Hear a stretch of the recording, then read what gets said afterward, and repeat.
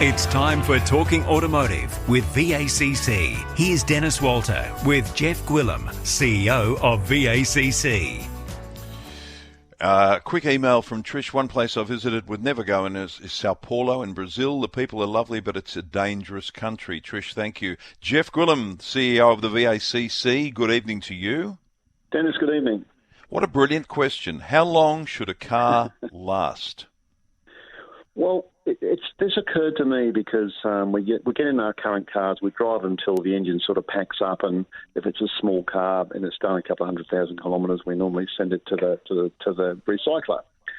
Then I was starting to look, Dennis, at electric vehicles, and the new Tesla, the Tesla 3s in particular, in the standard range, they're cheaper than the last range. So if you buy a Tesla today, it's actually 13% cheaper than it was when the last model came out, which is amazing. Now, and I've said this before, that in real terms, based on annual average income, cars have never been cheaper in the world, depending on how much money you earn, but on average, they've never been cheaper. But every time a new Tesla model comes out, an upgrade of the Tesla 3 or the long range, they're cheaper than they were before.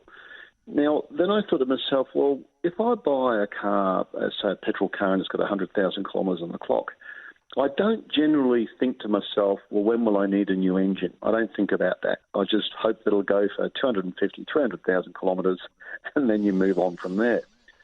However, then I started to think about batteries and electric vehicles. I go online, have a look at some Tesla 3s, and a couple of things occurred to me. One was a lot of the used Teslas are trying to sell for more than a new Tesla. And that's a real problem for, a market that's moving very quickly, but the prices are dropping. Yep. But two, if you want to change over an electric battery in a vehicle, an electric vehicle, anything between about $7,000 and $12,000, $13,000. And I don't know about you, Dennis, but if you were going to buy a new car tomorrow, let's say a petrol or diesel, I don't know if you'd be thinking, gee, in 8 or 9 or 10 years, I'll need $13,000 to change the engine over. I don't think you'd think that. You wouldn't want to think about it, and you wouldn't want to be confronted with it. You wouldn't want to be confronted with it. And, most electric vehicle manufacturers, they warranty the batteries in 8 to 10 years, some of them more than that. But we don't actually know. We haven't got a fleet that's been running around long enough to know whether these batteries will go for 15 years, 16 years, 17 years, even though we know that they'll, most big batteries on the sports models will do 300,000 kilometres on average.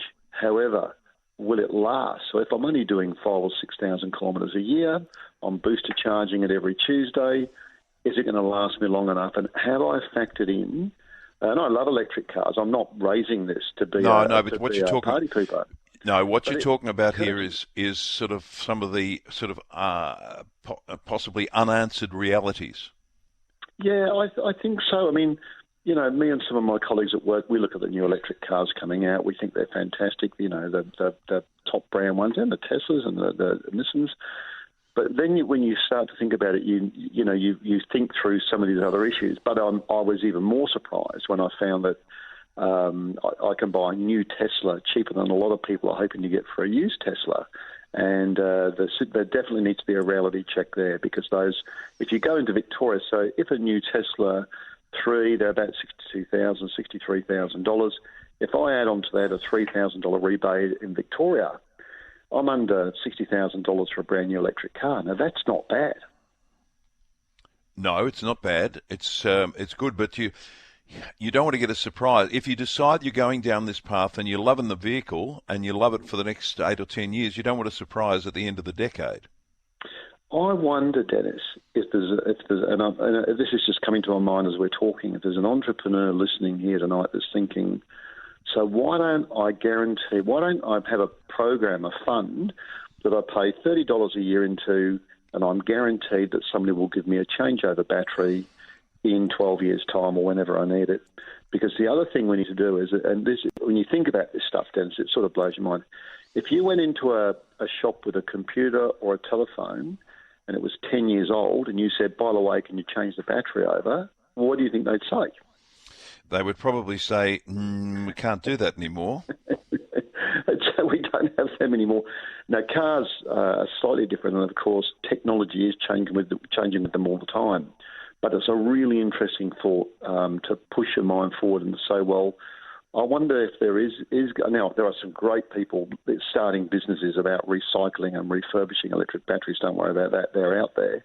But if I wanted to buy a new battery for an electric car today and get that to fit into my car in 15 years, I don't know. Or if there was somebody under the age of 21 listening to this show tonight and they said, I don't know what you're talking about, Jeff. My view is electric car's a 10-year car anyway. You know, is that the thinking of somebody not just younger, but somebody that thinks, well, these are disposable commodities, and after 10 years, if the battery's no good, I'll just move on? I really think that most people who get into an electric car would be thinking this is a forever thing.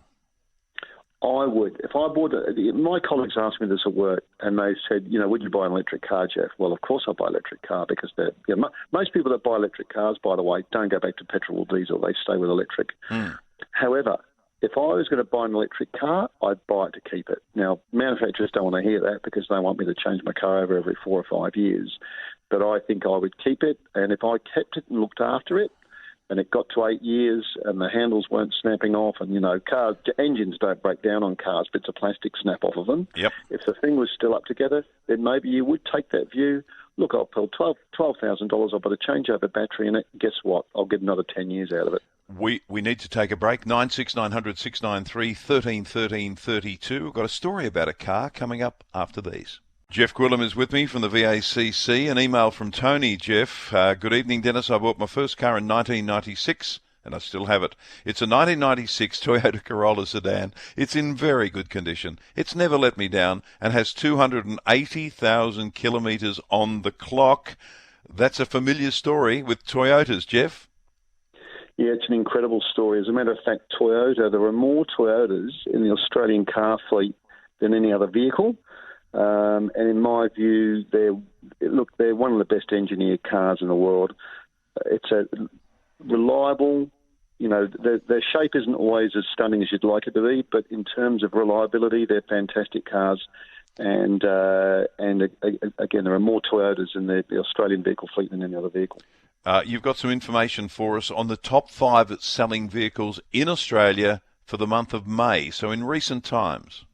Well, it's really interesting. Ford Ranger, number 1. Toyota Hilux. I know. Yep. Number 1.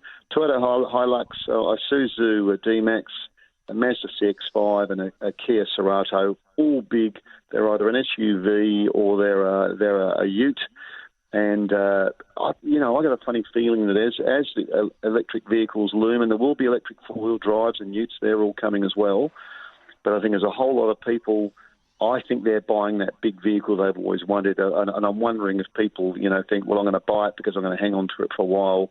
There's been some good government incentives around holdback and those sorts of things, Dennis, and that's helped the commercial vehicles. But, those vehicles are selling. I mean, who would know that utility vehicles would be Australians' top-selling vehicles? They're unbelievable. Does that mean that tradies are making too much money, Jeff? Well, look, I've got to get to work in the morning, so I'm not saying anything, Dennis. But, okay. Very quickly, another thing, Australian vehicle fleet, getting slightly older. We're hanging on to older cars. We've got to get back onto public transport at some time, but in the meantime, we're hanging on to those older cars. Jeff Gwilym from the VACC is the CEO of the VACC. Jeff, great to have you on the program. Talk to you next Monday. Great, Dennis. Cheers, mate.